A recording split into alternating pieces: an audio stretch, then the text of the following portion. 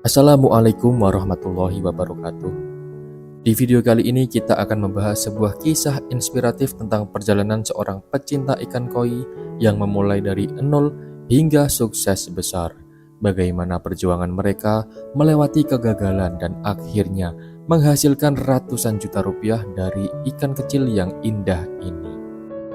Mari teman-teman, simak video ini sampai selesai karena cerita ini penuh pelajaran berharga yang bisa menginspirasi kita semua. Di sebuah desa kecil di Tulungagung, Jawa Timur, seorang pria bernama Suwanto memulai perjalanan bisnisnya dari sesuatu yang mungkin bagi sebagian orang dianggap biasa, yaitu ikan koi. Awalnya, Suwanto dan keluarganya hanya tertarik memelihara ikan koi di kolam rumah. Koi dipilih karena keindahannya yang mampu memberi nuansa tenang di taman mereka. Namun siapa sangka, hobi ini akhirnya berubah menjadi sumber penghasilan yang mengubah hidup mereka. Tahun 2010 menjadi titik awal yang serius. Dengan keberanian luar biasa, Suwanto menjual sepeda motornya seharga 6 juta rupiah untuk membeli bibit koi. Bibit-bibit ini kemudian dipelihara dengan penuh perhatian. Di awal-awal, perjalanan tidaklah mulus. Banyak bibit yang mati, bahkan beberapa kali mengalami kegagalan total. Namun, Suwanto tidak menyerah. Dari kegagalan demi kegagalan, ia mulai mempelajari berbagai aspek pemeliharaan ikan koi, mulai dari kebersihan kolam, pemberian pakan, hingga penanganan penyakit. Dengan modal 6 juta tersebut, Suwanto membeli sekitar 3.000 ekor bibit koi.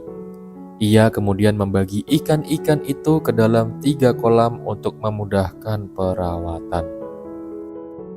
Setiap 2 bulan, ia menyortir ikan-ikan tersebut, memisahkan yang berkualitas rendah untuk dijual sebagai pengganti biaya pakan. Proses sortir ini dilakukan berulang-ulang hingga hanya tersisa 25% ikan terbaik. Dalam waktu sekitar 10 bulan, koi yang tersisa tumbuh menjadi ikan berkualitas tinggi. Hasilnya luar biasa. Sekitar 800 ekor koi berhasil dijual dengan harga rata-rata 1 juta rupiah per ekornya. Suwanto dan keluarganya memperoleh pendapatan sekitar 800 juta rupiah tanpa perlu mengeluarkan uang tambahan untuk biaya perawatan. Namun, sukses ini tidak datang dengan mudah. Suwanto memahami bahwa pemilihan indukan dan pejantan adalah langkah awal yang sangat krusial. Ia memilih indukan lokal yang berkualitas tinggi dan memadukannya dengan pejantan impor. Hal ini dilakukan untuk memastikan anakan koi memiliki kualitas yang unggul. Selain itu, ia sangat berhati-hati dalam memilih indukan dan pejantan agar tidak berasal dari garis genetik yang sama, untuk menghindari resiko cacat fisik pada anakan. Tidak hanya itu, Suwanto juga memberikan perhatian besar pada kondisi kolam. Ia memastikan kolam memiliki kedalaman minimal 120 cm dan dilengkapi dengan aerator untuk menjaga sirkulasi air. Air yang terus bergerak membuat ikan tetap aktif, mendorong pertumbuhan yang simetris, dan mempertahankan warna koi yang cerah. Kebersihan kolam dijaga dengan ketat, dan setiap ada tanda-tanda parasit atau penyakit, ia segera mengambil tindakan. Salah satu pengalaman pahit yang tak terlupakan adalah ketika Suwanto kehilangan seluruh isi kolamnya. Saat itu karena kurang pengalaman, ia memberi makan koi terlalu malam, sehingga ikan-ikan tersebut kekenyangan. Di malam hari saat kadar oksigen di kolam menurun, ikan-ikan itu mati satu persatu. Kerugian yang ditanggung mencapai ratusan juta rupiah.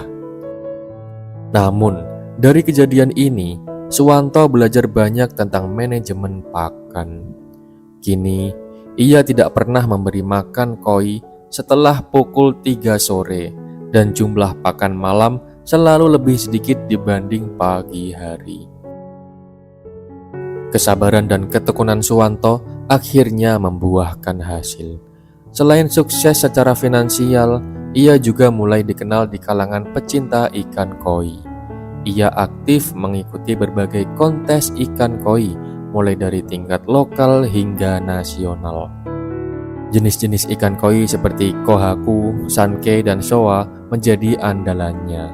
Dari beberapa kontes yang diikuti, Suwanto berhasil meraih berbagai penghargaan yang semakin mengukuhkan reputasinya sebagai peternak koi profesional. Sukses di bisnis koi juga membawa Suwanto kepada pengalaman baru. Ia mampu membeli moge, sebuah hobi yang dulu hanya ada dalam angan-angan. Meski begitu, ia tetap membumi dan tidak lupa membagikan pengalamannya kepada para pemula yang ingin mencoba usaha ini. Menurut Suwanto, untuk memulai usaha ikan koi penting untuk memulainya dari skala kecil.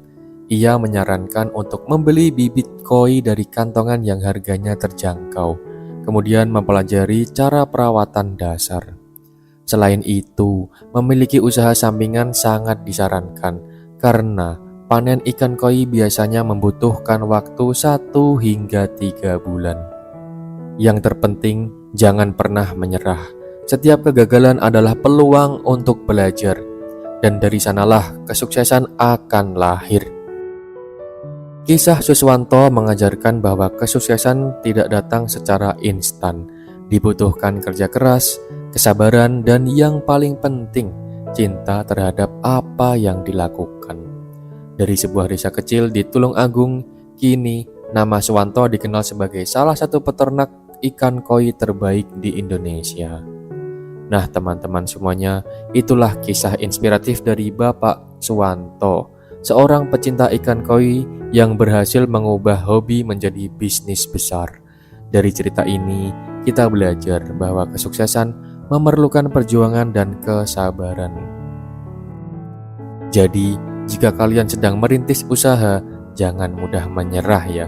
Terima kasih sudah menonton video ini sampai selesai. Sampai jumpa di video selanjutnya. Wassalamualaikum warahmatullahi wabarakatuh.